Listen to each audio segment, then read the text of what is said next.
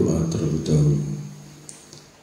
Bapa kami yang bertahta di dalam kerajaan surga, segala puji, hormat dan syukur bagimu, Bapa yang kekal, Raja damai sejahtera. Engkau hadir di tengah-tengah kami, Engkau yang layak dipuji, ditinggikan, diagungkan. Curahkan Roh Kudus double porsi untuk mengurapi setiap pribadi, untuk menolong setiap kehidupan umat-Mu, sehingga dapat memuji-muji, memuliakan, mengagungkan Engkau ya Bapa. Kami serahkan ibadah ini dari awal pertengahan ke akhirnya dalam pimpinan kekuatan urapan Roh Kudus, dan Kau perintahkan para malaikat-Mu berkemah di sekeliling kami. Segala kuasa maut, kuasa iblis dan konspirasinya Tuhan halukan, Tuhan singkirkan dengan kekuatan kuasa darah Yesus Kristus, Tuhan yang Maha Kuasa, yang layak ditinggikan, diagungkan. Curahkan kekuatan baru, urapan baru dalam setiap kehidupan umat-Mu, di dalam nama Tuhan Yesus Kristus hamba berdoa. Amin. Kita angkat pujian, begitu besar kasih Allah pada kita.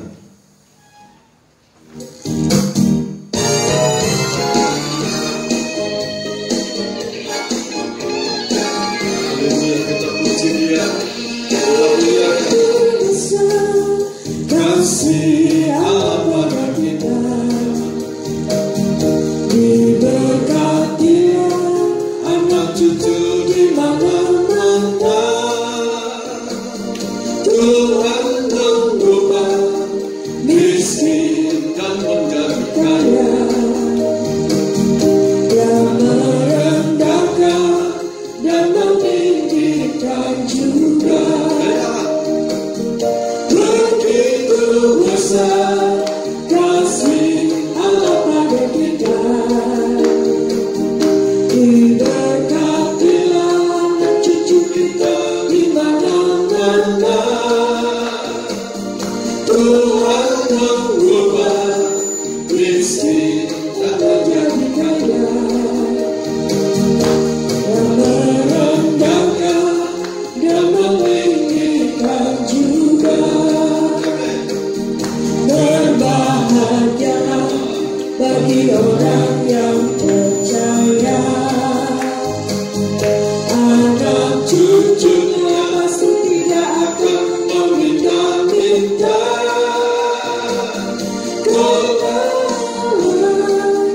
Menggenapi firman-Nya. Tiada yang mustahil bagi orang percaya. Begitu besar kasih Allah pada kita. Diberkatilah anak cucu kita di mana-mana. Tuhan mengubah miskin dan menjadikan kaya. Yang merendahkan dan meninggikan juga. Berbahagialah bagi orang yang percaya. Anak cucunya pasti tidak akan meminta-minta. Karena Allah menggenapi firman-Nya. Tiada yang mustahil bagi orang percaya. Berbahagialah bagi orang yang percaya. Anak cucunya pasti tidak akan meminta-minta. Amin. Karena menggenapi firman-Nya. Tiada yang mustahil bagi orang percaya. Tiada yang mustahil bagi orang percaya.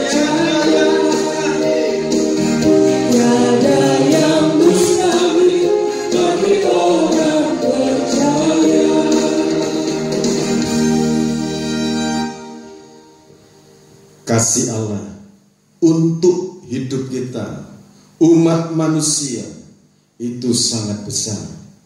Dengan pengorbanannya di Bukit Golgota dan kuasa kebangkitannya dan semua janji-janjinya yang disempurnakan dengan kuasa kematian dan kebangkitannya, dihidupkan janji-janjinya itu dengan kuasa Roh Kudus. Sebab itu kita angkat pujian, darah-Mu Yesus. Kita akan menyembah Dia, Bapa yang kekal, Raja damai sejahtera.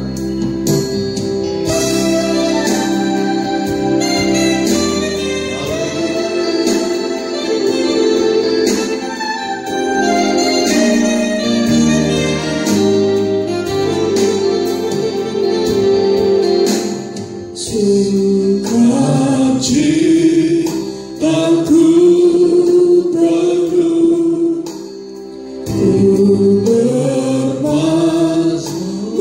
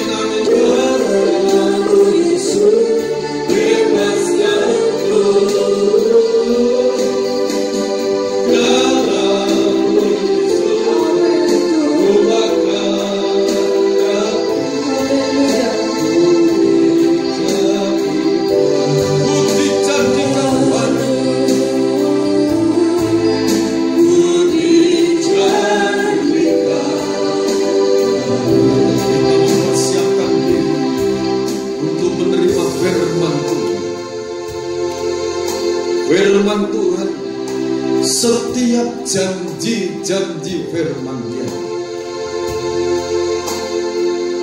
disempurnakan dengan pengorbanannya di Bukit Golgota, dengan kuasa pengorbanan dan kuasa kebangkitannya. Janji-janji itu dihidupkan oleh kuasa Roh Kudus yang berpegang kepada janji-janji Allah. Itu adalah janji yang hidup, yang sanggup menganugerahkan kemenangan dalam kehidupan kita. Apa yang menjadi cita-cita hidup kita? Dia yang sanggup menghidupkan janji Dia, itu Allah Roh Kudus. Darah-Mu Yesus. Haleluya.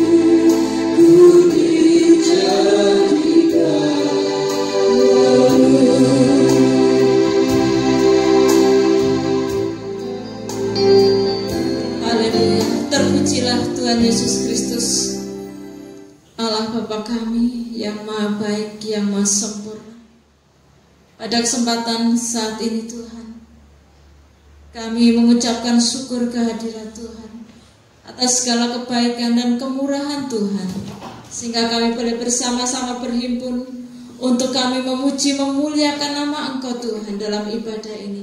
Bahkan bersekutu dengan firman-Mu Tuhan, bersekutu dengan tubuh dan darah-Mu dalam perjamuan suci. Terima kasih ya Tuhan, kami serahkan seluruh kehidupan kami, baik tubuh, jiwa, roh kami Tuhan.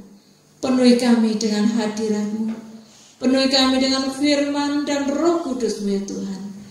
Pada kesempatan ini Tuhan, kami menyiapkan diri kami untuk menerima kebenaran firman-Mu. Mari Tuhan, Engkau mengurapi hamba-Mu dengan kuasa-Mu ya Tuhan, sehingga Engkau pakai, Engkau urapi menjadi penyalur berkat firman-Mu Tuhan, untuk seluruh umat-umat-Mu Tuhan yang mendengarkan akan firman-Mu. Semuanya dilawat oleh Tuhan, diberkati oleh Engkau Tuhan melalui kebenaran firman-Mu. Terima kasih Tuhan, terima kasih. Sucikan tempat ini Tuhan, penuhi dengan hadirat Tuhan. Terima kasih Bapa, terima kasih. Di dalam nama Tuhan Yesus Kristus kami berdoa. Amin. Salam. Selamat sore, selamat kita berhimpun kembali dalam kasih Tuhan. Karena kemurahan-Nya kita berhimpun kembali untuk kita memuji memuliakan nama Tuhan dalam ibadah pada kesempatan sore hari ini.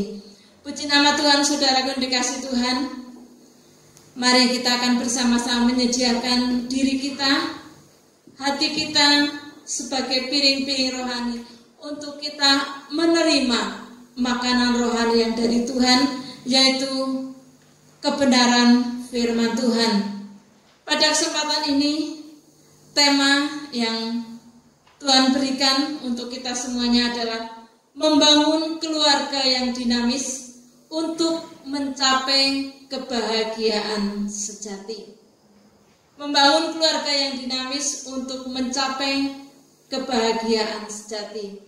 Puji Tuhan, saudaraku yang dikasih Tuhan, kita akan membaca firman Tuhan di dalam Mazmur 128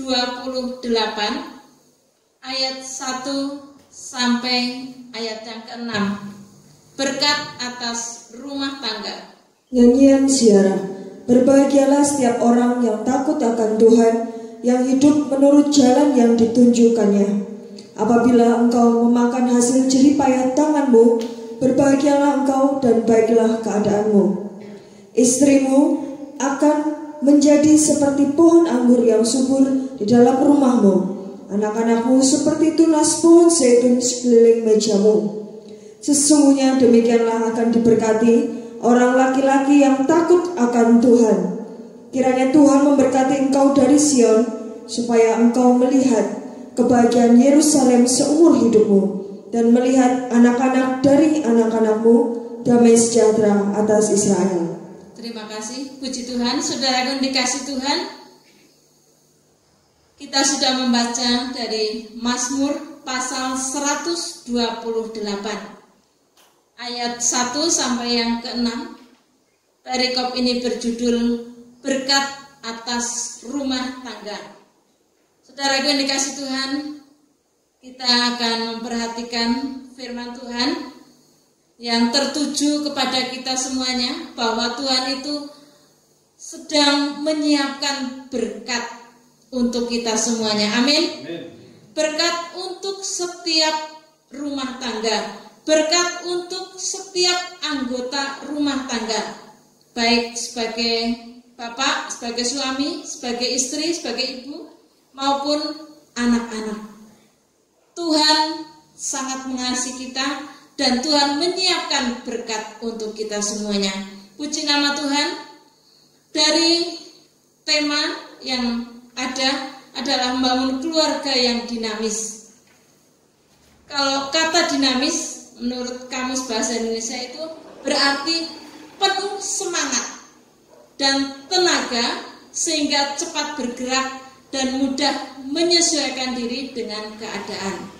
Jadi dinamis itu penuh semangat, penuh tenaga untuk bergerak.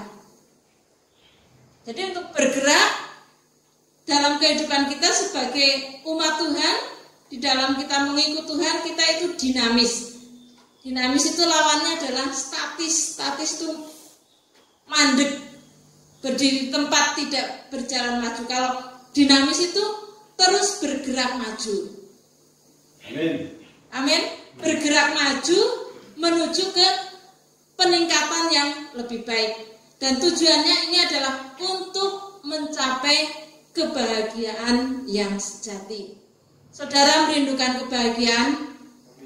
Amin. Kita semua itu merindukan kebahagiaan.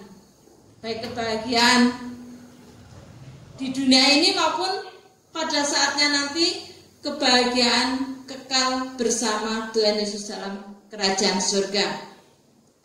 Saudara yang dikasihi Tuhan, jadi kita ini harus terus bergerak maju untuk mencapai suatu kebahagiaan. Di dalam ayat yang sudah kita baca ini, berkat atas rumah tangga. Rumah tangga itu sama dengan keluarga. Keluarga itu satu masyarakat yang terkecil ya. Di dalam masyarakat yang luas, yang terkecil ini adalah keluarga. Keluarga ada keluarga inti terdiri dari ayah, ibu dan anak, suami, istri, anak, itu keluarga inti.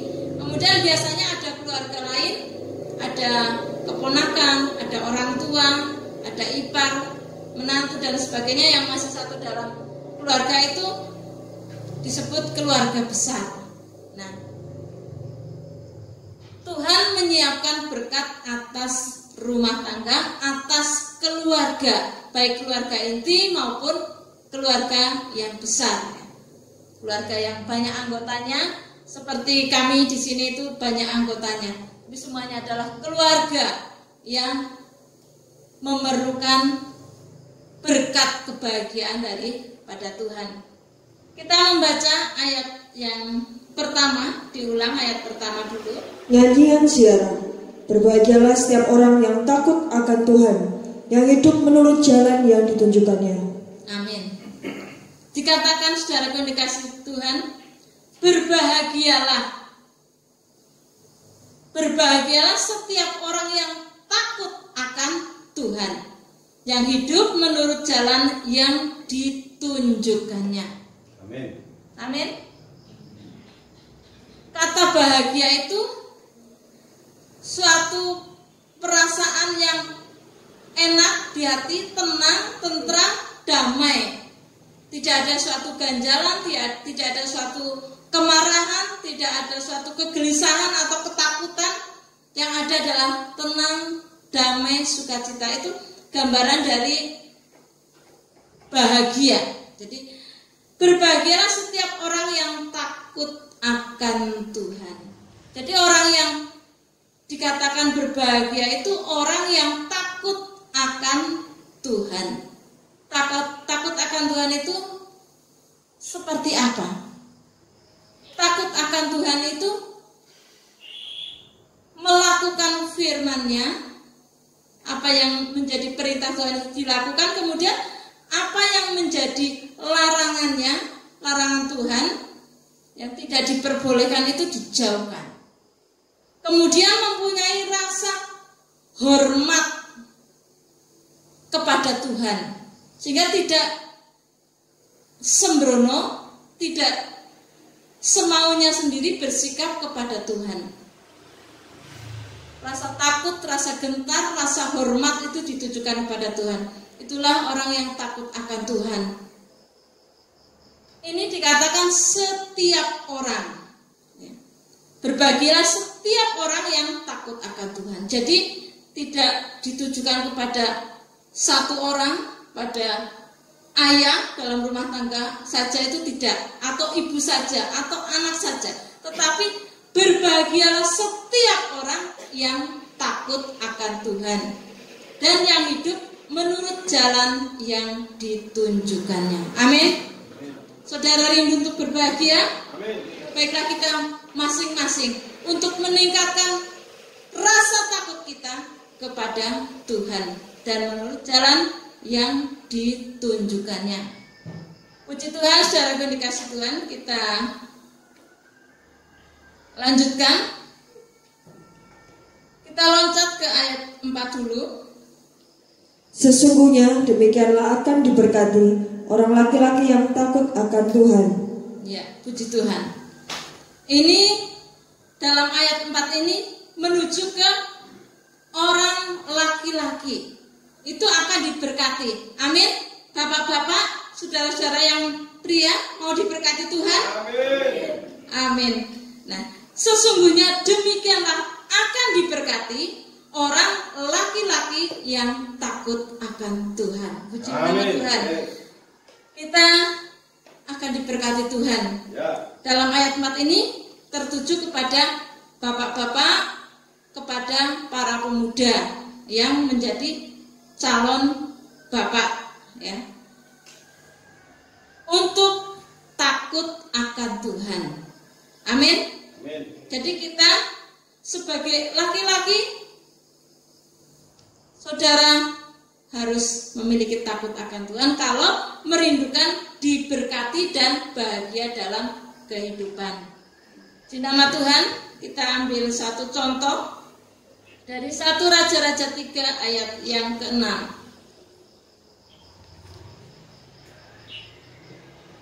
1 Raja-Raja pasal 3 ayat 6. Ya. Lalu Salomo berkata, Engkaulah yang telah menunjukkan kasih setiamu yang besar kepada hambamu Daud, ayahku, sebab ia hidup di hadapanmu dengan setia, benar, dan jujur terhadap engkau.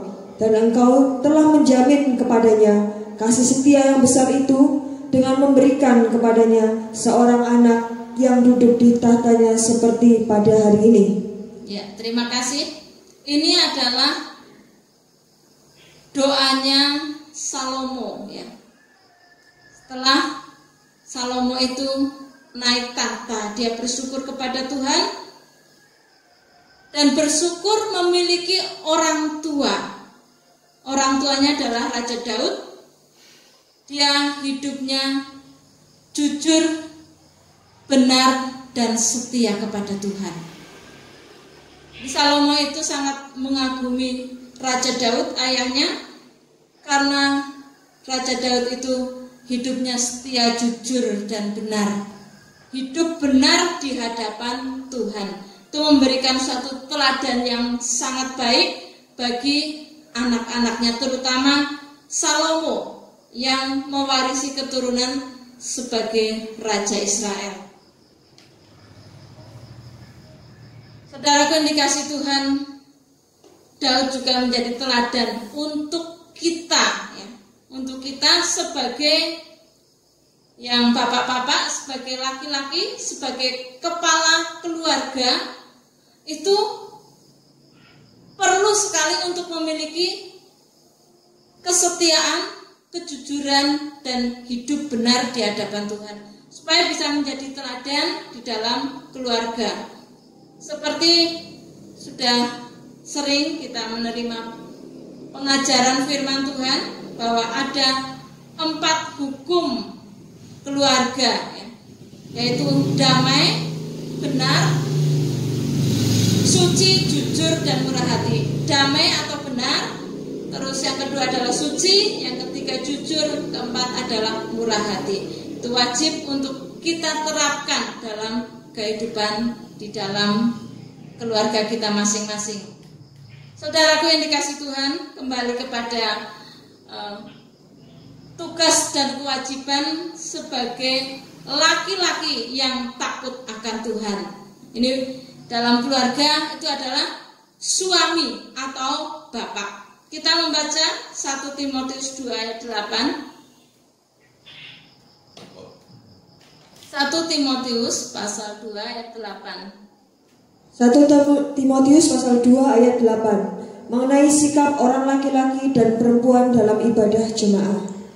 Oleh karena itu aku ingin supaya di mana-mana orang laki-laki berdoa dengan menadahkan tangan yang suci, tanpa marah dan tanpa perselisihan. Ya, puji Tuhan. Nah ini, oleh karena itu aku ingin, ini Rasul Paulus menuliskan kepada Timotius, ya, anak muridnya. Oleh karena itu aku ingin supaya di mana-mana orang laki-laki berdoa dengan menadahkan tangan yang suci. Menadahkan tangan yang suci tanpa marah, tanpa perselisihan. Amin. Jadi kalau berdoa, kita itu berdoa dengan tangan yang suci. Maksudnya kalau ada salah, ada dosa, kita mohon ampun terlebih dahulu, mohon disucikan, kemudian jangan dengan marah. Berdoa dengan marah. Oh ya, saya harus berdoa, datang berdoa, tetapi marah. Hatinya tidak tertuju kepada Tuhan. Cuma mungkin hanya raganya kelihatan berdoa, tetapi sebetulnya tidak. Itu jangan terjadi. Amin. Kemudian tanpa perselisihan, jangan ada suatu pertikaian. Berdoa dengan tangan yang suci, tanpa marah, tanpa perselisihan. Dibaca Ibrani 10 ayat 21-22. Bagaimana kita berdoa? Harus dengan tulus ikhlas. Ibrani pasal 10 ayat 21 dan 22. Dan kita mempunyai seorang imam besar sebagai kepala rumah Allah. Karena itu, marilah kita menghadap Allah dengan hati yang tulus ikhlas dan keyakinan iman yang teguh. Oleh karena hati kita telah dibersihkan dari hati nurani yang jahat dan tubuh kita telah dibasuh dengan air yang murni. Terima kasih. Saudara yang dikasih Tuhan, kalau kita berdoa itu kita menghadap Tuhan Yesus Kristus yang sebagai imam besar, sebagai imam besar kepala rumah Allah. Jadi kalau kita berdoa dengan tulus ikhlas, ayat 22. Tulus ikhlas itu dengan kerelaan, ya, dengan kerelaan, tidak dengan sungut-sungut, tidak dengan sungut-sungut, tidak dengan sewot, ya. Kemudian dengan keyakinan iman yang teguh, imannya teguh, kuat, percaya bahwa Tuhan itu penolong kita, bahwa doa-doa kita ini didengar dan dijawab oleh Tuhan.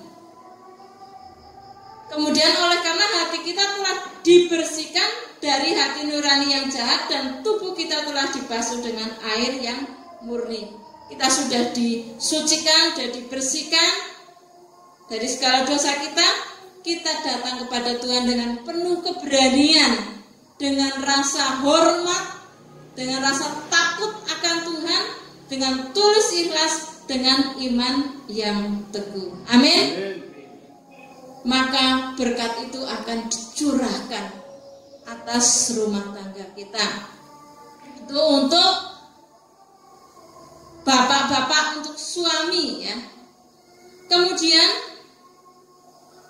saudaraku yang dikasih Tuhan, kalau kita berdoa itu kita segenap hati dengan iman yang teguh, dengan fokus kepada Tuhan. Jangan sampai kita berdoa, blegernya berdoa, badannya kita merem, lipat tangan, tetapi pikirannya itu kemana-mana. Sering terjadi nggak seperti itu? Kadang sering terjadi itu karena tidak fokus. Nah, kita harus mata kita tertuju, mata rohani kita itu tertuju kepada Tuhan supaya kita bisa fokus. Di samping itu kalau berdoa jangan tidur ya. Misalnya kita datang kepada seseorang terus kita meminta sesuatu tapi kita terus tidur. Nah, orangnya itu datang memberikan, terus loh katanya tadi minta ini, udah dikasih, oh malah nggak tahu, akhirnya diambil lagi.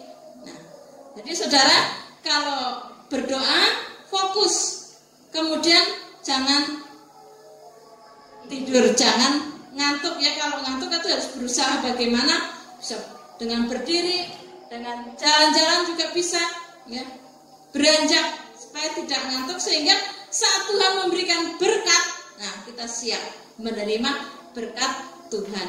Supaya misalnya orang lapar diberi makan tapi tidak mau makan karena ngantuk, karena tidak tahu berkat itu sudah di depan, tetap lapar. Tapi kalau minta makan terus ada dikasih, dimakan, maka akan menjadi kenyang. Itu gambaran yang sangat mudah saudara yang dikasih Tuhan. Karena laki-laki di dalam keluarga itu fungsinya sebagai imam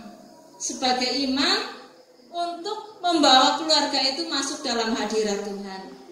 Terus juga memimpin ibadah di dalam keluarga.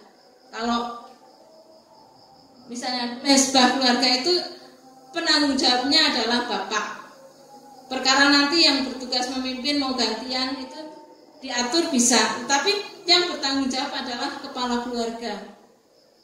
Kemudian kalau berdoa, ini sebagai suatu masukan, kalau misalnya berdoa dalam suatu berjemaat, tidak sendirian tapi ada 2, 3, 4, 5 orang dan seterusnya, lebih dari 5 orang. Kalau berdoa salawat itu bersuara, amin. Sehingga apa yang didoakan itu temannya bisa mendengar dan bisa mengaminkan. Misalnya Tuhan berkati ini, Tuhan tolong ini, tapi orang lain tidak tahu, malah yang lain terus diam, terus ngantuk semuanya. Jadi kalau berdoa syafaat itu kedengaran yang lain, sehingga yang lain itu bisa amin, amin, amin. Nah, akan terjadi suatu yang semangat ya, semangat yang membara satu dengan yang lain, saling menopang, yang satu mengucapkan, satu mengaminkan, maka doa itu akan cepat untuk terjawab dan berkat itu cepat untuk diturunkan atas kita semuanya. Puji Tuhan. Dalam yang dikasih Tuhan, kita baca Mazmur 133.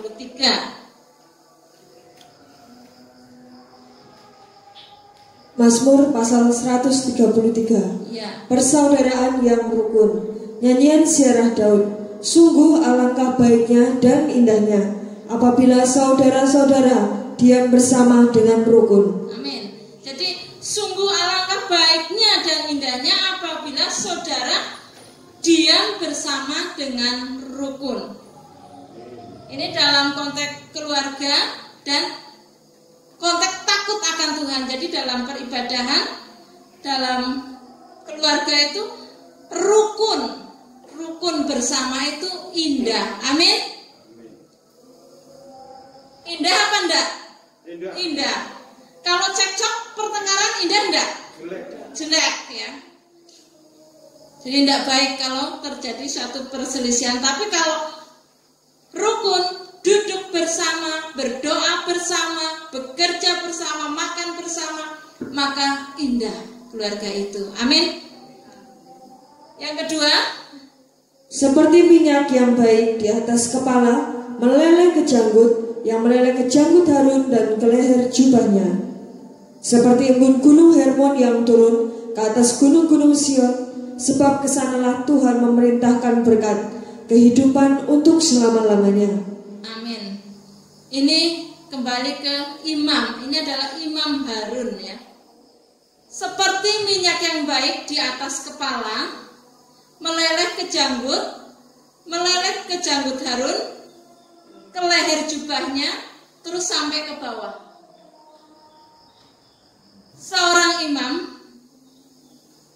dalam keluarga itu harus penuh dengan minyak urapan, penuh dengan urapan Roh Kudus ya.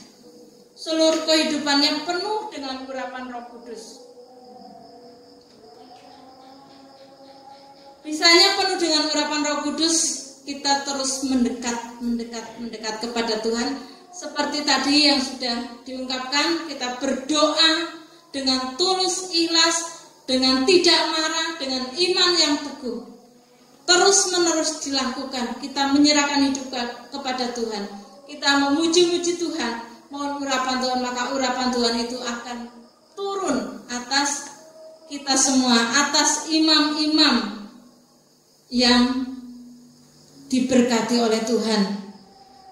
Kalau sudah seperti itu, dikatakan seperti embun gunung Hermon turun ke atas gunung-gunung Sion, sebab kesanalah Tuhan memerintahkan berkat. Tuhan memerintahkan berkat kepada orang-orang yang mendekat kepada Tuhan, yang senantiasa penuh dengan urapan Roh Kudus. Dalam arti supaya Tuhan memberkati orang-orang yang selalu mendekatkan diri kepada Tuhan, berharap kepada Tuhan, diperintahkan berkat. Amin.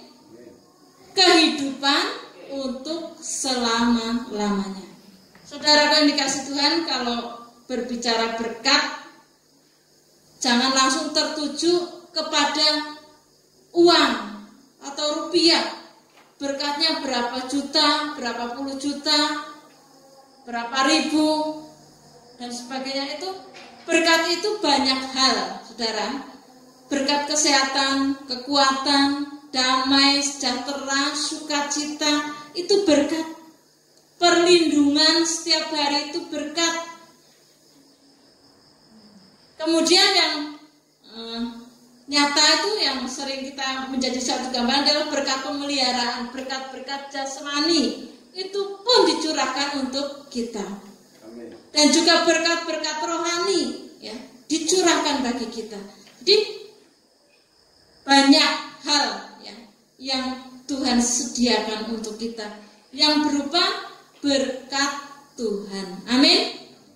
Itu ditujukan kepada siapa? Kepada orang yang takut akan Tuhan. Amin.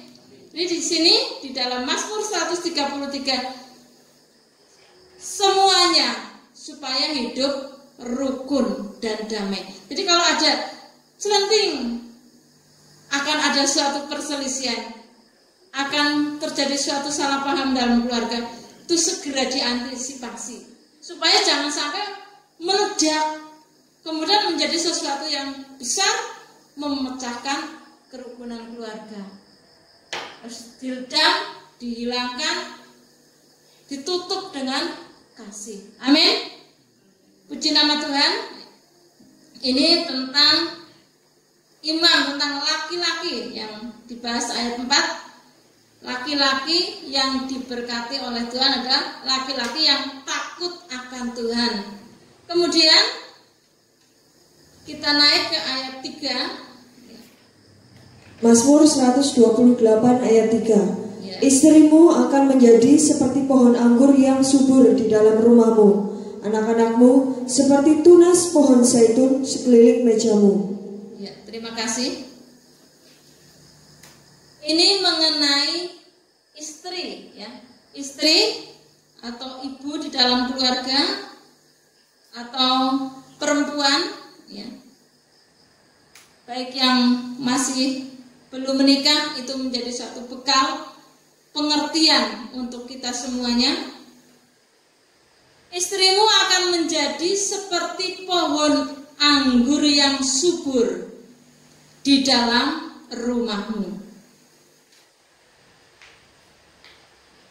Istri menjadi seperti pohon anggur yang subur. Apa ini maksudnya? Saudara yang dikasih Tuhan, anggur itu adalah sesuatu yang manis. Pernah makan buah anggur ya? buahnya ranum, kecil tetapi kalau dinikmati itu sangat manis. Dan kalau misalnya makan satu itu kepengen ambil satu lagi, pengen ambil satu lagi sampai mau habis. Ternyata sudah mau habis. Nah, itu keenakan, kemanisan daripada anggur. Nah, anggur ini adalah lambang dari sukacita.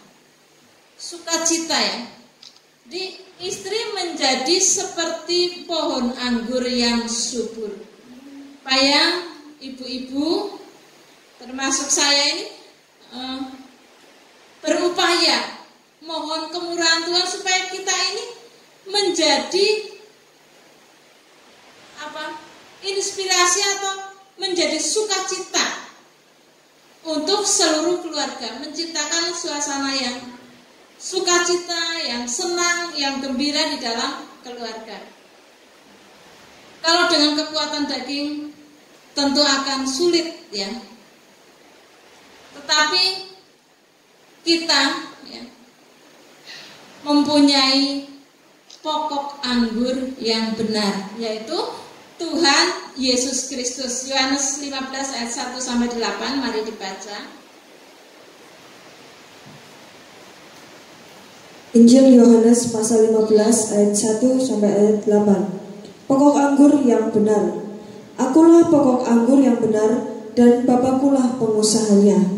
Setiap ranting padaku yang tidak berbuah dipotongnya, dan setiap ranting yang berbuah dibersihkannya supaya ia lebih banyak berbuah. Kamu memang sudah bersih karena firman yang telah kukatakan kepadamu. Tinggallah di dalam aku dan aku di dalam kamu. Sama seperti ranting tidak dapat berbuah dari dirinya sendiri kalau ia tidak tinggal pada pokok anggur, demikian juga kamu tidak berbuah jikalau kamu tidak tinggal di dalam aku. Akulah pokok anggur dan kamulah ranting-rantingnya. Barang siapa tinggal di dalam aku dan aku di dalam dia, ia berbuah banyak. Sebab di luar aku kamu tidak dapat berbuat apa-apa. Barang siapa tidak tinggal di dalam aku, ia dibuang keluar seperti ranting dan menjadi kering. Kemudian dikumpulkan orang dan dicampakkan ke dalam api lalu dibakar. Jikalau kamu tinggal di dalam aku dan firmanku tinggal di dalam kamu, mintalah apa saja yang kamu kehendaki dan kamu akan menerimanya. Dalam hal inilah Bapakku dipermuliakan, yaitu jika kamu berbuah banyak, dan dengan demikian kamu adalah murid-muridku. Amin, terima kasih. Saudara yang dikasihi Tuhan, sebagai istri ya, kita sedang berbicara istri, ibu, supaya kita ini melekat kepada Tuhan Yesus Kristus sebagai pokok anggur. Amin. Kita mendekat kepada Tuhan. Dalam arti melekat itu kita banyak berdoa, banyak bergumul untuk supaya Tuhan itu campur tangan dalam masing-masing keluarga kita. Supaya berkat Tuhan itu tercurah atas keluarga kita, atas suami, atas anak-anak, atas semua apa yang dikerjakan, supaya Tuhan memberkati, Tuhan campur tangan. Tuh, sebagai istri kita banyak bergumul, banyak berdoa supaya sukacita itu ada dalam keluarga kita. Puji nama Tuhan. Di dalam 1 Petrus 3 ayat 1 sampai 7. Mari dibaca. 1 Petrus pasal 3 ayat 1 sampai 7. Ya. Hidup bersama suami istri.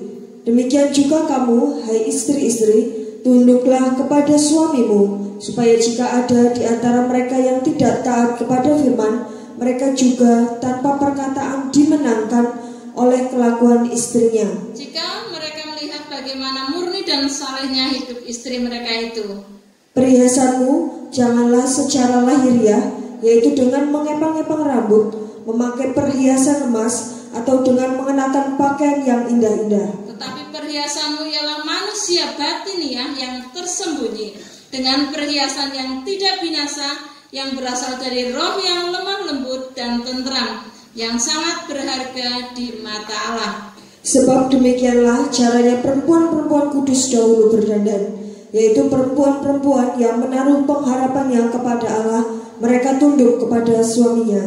Sama seperti Sarah taat kepada Abraham dan menamai dia tuannya. Dan kamu adalah anak-anaknya, jika kamu berbuat baik dan tidak takut akan ancaman. Demikian juga kamu, hai suami-suami, hiduplah bijaksana dengan istrimu, sebagai kaum yang lebih lemah. Hormatilah mereka sebagai teman pewaris dari kasih karunia, yaitu kehidupan, supaya doamu jangan terhalang. Terima kasih, puji Tuhan. Ini dari ayat 1 sampai 6 itu untuk para istri ya, supaya tunduk kepada suaminya. Tunduk itu bukan tunduk buta ya, taat kepada suaminya. Tapi misalnya kalau ada suami ada kekeliruan, sebagai istri itu juga wajib untuk memberikan masukan ya. Kemudian banyak berdoa. Kalau misalnya ada suami yang tidak taat kepada Tuhan, istri berdoa sehingga suami itu dimenangkan. Kemudian selanjutnya perhiasan ya. Mengenai perhiasan, sebagai perempuan itu perhiasan batiniah itu lebih berharga daripada perhiasan lahiriah. Jadi dengan budi pekerti, dengan roh yang lemah lembut, yang tentram, itu adalah perhiasan bagi perempuan yang berharga, perhiasan batiniah. Kalau perhiasan lahiriah boleh enggak? Boleh ya. Tetapi nilainya tetap lebih berharga perhiasan yang batiniah. Kalau saudara misalnya mempunyai perhiasan emas, boleh dipakai. Punya pakaian bagus pun boleh dipakai, tetapi dalam kewajaran. Ya misalnya kalau perempuan pakai perhiasan kan juga wajar, tapi jangan berlebihan dan jangan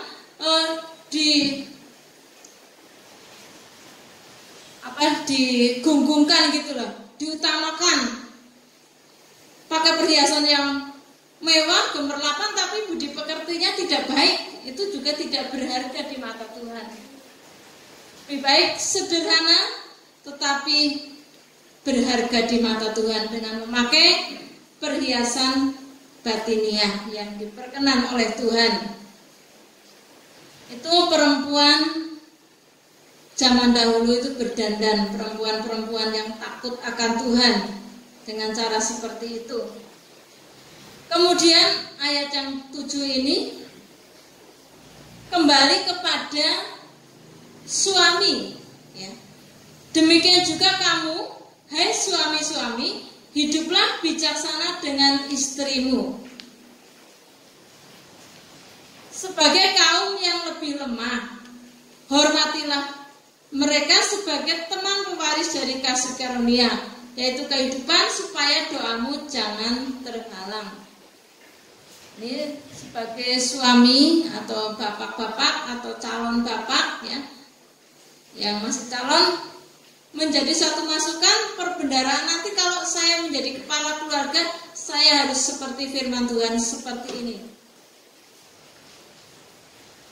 Kemudian yang sudah menikah, saudara-saudara, dikoreksi. Saya sebagai suami sudah hidup bijaksana dengan istriku belum ya? Kalau belum, misal istri itu tidak dihargai, tidak dihormati, dibuat senang-senang, disuruh-suruh, tanpa batas, dimarah-marah sebagai pelampiasan kemarahan dan sebagainya, itu berarti tidak bijaksana dengan istri. Itu perlu bertobat, berubah. Seiring dengan pengajaran firman Tuhan, kalau kita memperhatikan firman Tuhan dari hari ke hari, kita mendengarkan, diterapkan, pasti Tuhan merubah kita menjadi sosok pribadi yang diperkenan oleh Tuhan. Kemudian hormatilah mereka sebagai teman pewaris dari kasih karunia. Saudara, istri itu teman pewaris kasih karunia, pendamping yang selalu mendoakan, yang selalu menopang, yang selalu memberikan support supaya suami itu menjadi pribadi yang diperkenan Tuhan dan diberkati Tuhan. Itu dihormati, dihargai, bukan karena saya istri terus karena kepengen dihargai, enggak. Tapi ini firman Tuhan mengatakan hormatilah mereka sebagai teman kasih karunia. Amin. Amin. Kemudian istri itu dikatakan di sini sebagai kaum yang lebih lemah. Itu sudah kodrat. Kalau perempuan itu lebih lemah dari laki-laki karena dibuat dari tulang rusuk, ya. Sebelum laki-laki, kemudian perempuan itu cuma tulang rusuknya. Pasti lemah. Ngangkat berat itu tidak sekuat laki-laki mengangkat berat. Kalau misalnya 50 kilo, bapak-bapak kuat. Nah, kalau ibu-ibu pasti keberatan, tidak kuat. Nah, itu harus paham. Jangan sampai jalan bareng, kamu angkat karung ini ya, aku tak jalan limber. Nah, itu namanya kurang mengerti kodrat daripada perempuan. Itu lebih lemah. Kemudian secara perasaan itu juga lebih kecil. Keberaniannya itu juga lebih kecil daripada perempuan, daripada laki-laki. Kalau laki-laki kan berani, gagah perkasa, tapi kadang-kadang kalau perempuan itu ada rasa takut, rasa ini kecil hati dan sebagainya. Nah, itu perlu dirangkul sebagai teman pewaris kasih karunia. Amin. Amin. Supaya doamu jangan terhalang. Amin. Amin. Ya, kalau tidak bijaksana dengan istri, doanya terhalang. Jadi supaya kita memperhatikan apa yang menjadi kehendak firman Tuhan. Puji nama Tuhan. Ini sampai kepada 1 Petrus 3 ayat 1-7. Kita lanjutkan ke anak-anak secara kasih Tuhan. Ini ayat 3 ya. Tadi yang Mazmur 128 ayat 3 bagian B. Anak-anakmu seperti tunas pohon zaitun sekeliling mejamu. Amin. Anak-anakmu seperti tunas pohon zaitun sekeliling mejamu. Apa maksudnya ini? Jadi di dalam keluarga anak-anak itu seperti tunas. Kalau anak kan memang tunas ya, tumbuhnya itu barusan ya, lebih dahulu orang tua. Tunas biarlah anak-anak itu bertumbuh ya, bertumbuh seperti tunas pohon zaitun. Pohon zaitun itu nanti kalau sudah berbuah itu bisa menghasilkan minyak yang sangat berguna untuk banyak hal. Nah, anak-anak biarlah bertumbuh di dalam urapan Roh Kudus. Amin. Amin. Baik yang kecil maupun pemuda-pemuda yang masih dalam keluarga, masih posisinya anak, biarlah bertumbuh menjadi pohon zaitun, pohon yang menghasilkan minyak yang penuh dengan urapan, penuh dengan kuasa Tuhan. Nah, itu bisa terjadi kalau kita ini mendekat kepada Tuhan, mendekat, banyak berdoa, banyak menyembah, banyak melakukan firman Tuhan. Amin. Kita akan tumbuh seperti tunas pohon zaitun dan nanti akan menjadi pohon zaitun yang kokoh di dalam Tuhan. Kemudian dikatakan seperti tunas pohon zaitun sekeliling mejamu. Nah, anak-anak itu digambarkan berkeliling di meja ya. Sekeliling meja. Kalau meja itu kan agak lebar terus sekelilingi anak-anak, itu satu gambaran bahwa mereka itu duduk bersama, makan bersama, berbincang-bincang, kemudian rukun satu dengan yang lain. Amin. Amin. Kalau seperti itu, ibu seperti firman Tuhan, ayah seperti firman Tuhan, anak-anak seperti firman Tuhan, maka berkat itu dilimpahkan untuk kita. Amin. Amin. Puji Tuhan. Dilanjutkan ayat yang kedua, naik ke ayat yang kedua, Mazmur 128 Ayat 2. Apabila engkau memakan hasil jerih payah tanganmu, berbahagialah engkau dan baiklah keadaanmu. Amin. Puji Tuhan. Apabila engkau memakan hasil jerih payah tanganmu, hasil pekerjaanmu, berbahagialah engkau dan baiklah keadaanmu. Kita di dalam keluarga juga perlu untuk bersama-sama bekerja giat sesuai dengan bagiannya masing-masing. Ada yang berprofesi sebagai petani, sebagai pedagang, sebagai pengusaha, dan apapun kita bekerja giat supaya berkat-berkat Allah dicurahkan. Bekerja dan berdoa.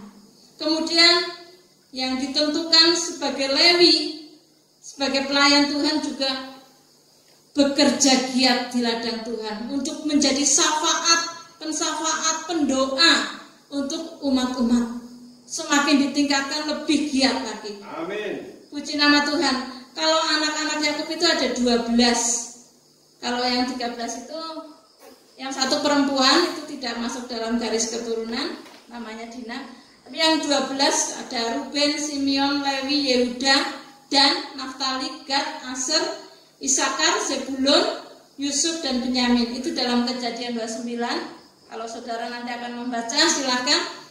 Itu ke-11 suku Israel itu mendapatkan bagian tanah warisan untuk dikerjakan, tetapi ada satu Lewi. Lewi itu tidak mendapatkan bagian karena Lewi ditetapkan sebagai pelayan, sebagai imam untuk melayani seluruh umat Israel. Itu pusakanya adalah Tuhan. Amin. Dipelihara oleh Tuhan. Kalau sekarang itu sebagai pelayan Tuhan, itu Lewi zaman sekarang. Dan itu pun harus terus bekerja giat di ladangnya Tuhan. Di samping itu kalau saat ini juga ada yang namanya istilahnya trilogi pelayanan. Ada pelayanan koinonia, pengembalaan, kita melayani dalam pengembalaan jiwa-jiwa. Kemudian pelayanan marturia, memberikan kesaksian-kesaksian kepada mereka yang perlu untuk dilayani. Kemudian yang ketiga itu ada pelayanan diakonia. Pelayanan diakonia itu pelayanan meja. Itu membangun suatu pekerjaan atau usaha tetapi tidak mengikat, dan nanti hasilnya itu bisa untuk menopang kegerakan pelayanan yang ada. Ini trilogi pelayanan, koinonia, marturia, diakonia. Itu yang dilakukan oleh Lewi sebagai imam dalam rumah Allah. Puji nama Tuhan, saudara yang dikasih Tuhan. Kita membaca lanjut ke ayat yang kelima. Mazmur 128 ayat 5. Ya. Kiranya Tuhan memberkati engkau dari Sion, supaya engkau melihat kebahagiaan Yerusalem seumur hidupmu. Amin. Kiranya Tuhan memberkati engkau dari Sion, dari tempat Tuhan berhadirat, supaya engkau melihat kebahagiaan Yerusalem seumur hidupmu. Kebahagiaan Yerusalem itu kebahagiaan keluarga kita seumur hidup kita. Kalau kita sudah melakukan apa yang Tuhan tetapkan dalam ayat 1, 2, 3, 4, ayat yang kelima, berkat Tuhan itu dicurahkan untuk kita. Kita merindukan kebahagiaan yang sejati, kebahagiaan di dalam dunia ini. Sementara kita hidup di dunia, kita membangun keluarga yang berbahagia, yang penuh dengan rahmat dan berkat Tuhan. Dan itu terjadi dalam kehidupan kita. Kemudian lebih jauh kita merindukan suatu kebahagiaan sejati. Apa itu kebahagiaan sejati? Adalah kebahagiaan di dalam surga yang kekal. Kalau saudara membaca, ini dibaca di rumah, tidak apa-apa, yaitu Wahyu pasal 21 ayat 1 sampai 27. Di sana dikatakan ada langit baru dan bumi baru. Itu adalah kehidupan yang kekal, yang membawa kebahagiaan. Kalau kita masuk langit baru, bumi baru, kita mendapatkan suatu kebahagiaan sejati. Terlebih kita bisa masuk ke dalamnya, ke dalam Yerusalem baru. Yerusalem baru itu tempat kekasih-kekasihnya Tuhan, bersama dengan Tuhan selama-lamanya. Itu di dalam kerajaan surga. Kita merindukan hal yang seperti ini. Jadi di dalam dunia ini kita senantiasa dipelihara Tuhan, diberkati oleh Tuhan, diberikan sukacita, damai dan sejahtera. Nanti saatnya kita kembali kepada Tuhan, kita mendapatkan suatu tempat yang indah di dalam langit baru, bumi baru, di dalam Yerusalem baru, surga yang kekal. Amin. Tapi kalau tidak memperhatikan firman Tuhan, hidupnya jahat, hidupnya penuh dengan keserakahan, dusta, penuh dengan kebencian, iri, persundalan dan sebagainya, pencitraan, itu tidak mendapat bagian di dalam langit baru, bumi baru. Tapi orang-orang yang takut akan Tuhan, itu disediakan tempat yang indah di dalam kerajaan surga. Amin. Amin. Puji nama Tuhan, saudara yang dikasih Tuhan. Demikianlah kesempatan ini, biarlah benih-benih firman Tuhan yang sudah kita baca, kita renungkan bersama, menjadi berkat untuk kita. Tuhan sangat mengasihi kita. Tuhan menyiapkan segala sesuatu yang indah dalam kehidupan kita. Berkat-berkat yang terbaik disiapkan untuk kita. Untuk itu saudara yang dikasih Tuhan, kita akan renungkan firman Tuhan. Kita sambut berkat Tuhan, berkat yang turun dari surga. Biarlah menjadi bagian kita dalam setiap rumah tangga kita. Mari kita dengan sikap kerendahan hati di hadapan Tuhan, dengan takut akan Tuhan, dengan rasa tunduk, hormat kepada Tuhan. Kita menyatakan kasih setiamu yang ku rasakan lebih tinggi dari langit biru. Kebaikanmu yang tak kau nyatakan lebih dalam dari lautan. Kasih setiamu yang ku rasakan dengan kerendahan hati kita. lebih tinggi dari langit biru. Kebaikanmu yang tak kau nyatakan lebih dalam dari lautan. Berkat-Mu yang telah ku terima, sempat membuatku terpesona. Apa yang tak pernah ku pikirkan, itu yang Kau sediakan bagiku. Siapakah aku ini, Tuhan?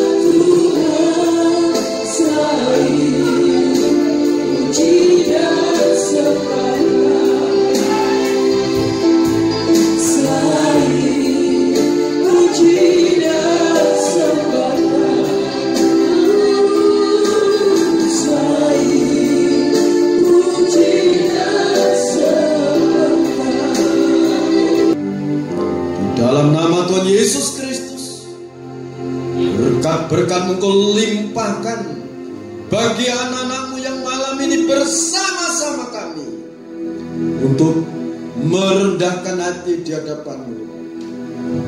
Benih-benih firman-Mu Bapa, tanamkan dalam setiap lubuk hati. Firman-Mu akan menganugerahkan kekuatan baru, berkat-berkat yang baru limpah dalam kehidupan anak-anak-Mu. Bagi anak-anak sekolah, anugerahkan mereka semangat belajar dalam situasi kondisi pada akhir zaman ini. Ciptakan perlindungan bagi setiap rumah tangga. Perintahkan para malaikat-Mu untuk menjaga di segala jalan anak-anak-Mu, setiap rumah tangga, setiap pekerjaan tangan mereka, setiap relasi-relasi pekerjaan. Di dalam nama Tuhan Yesus Kristus, Tuhan berkati segala usaha, perusahaan, maupun sebagai pegawai negeri, di dalam pemerintahan. Penyertaan Tuhan menyertai mereka semuanya. Bapa di dalam kerajaan surga, terima kasih. Sekali lagi terimalah seluruh persembahan-persembahan anak-anak-Mu. Limpahkan dengan berkat-berkat yang terbaik. Suasana surga turun atas rumah tangga anak-anak-Mu. Kerinduan mereka membangun rumah tangga yang bahagia, telah mencapai kebahagiaan yang sejati bersama Bapa di surga. Terima kasih, segala puji, hormat, kemuliaan bagi Engkau. Oleh kuasa bilur-bilur yang berdarah, segala dosa-dosa diampuni, segala sakit penyakit disembuhkan. Terima kasih Bapa. Segala puji syukur bagi Engkau. Di dalam nama Tuhan Yesus Kristus, Bapak, Ibu, Saudara kekasih dalam Tuhan, sekarang terimalah berkat anugerah, damai dan sejahtera dari Allah Bapa, Sang Putra dan Roh Kudus tercurah dalam kehidupan kita semua, sekarang sampai Tuhan datang yang kedua kali. Tetaplah dalam naungan kasih dan rahmat-Nya. Di dalam nama Tuhan Yesus Kristus, hamba mohon berkat-berkat ini. Haleluya. Amin. Salam, Tuhan memberkati kita semuanya.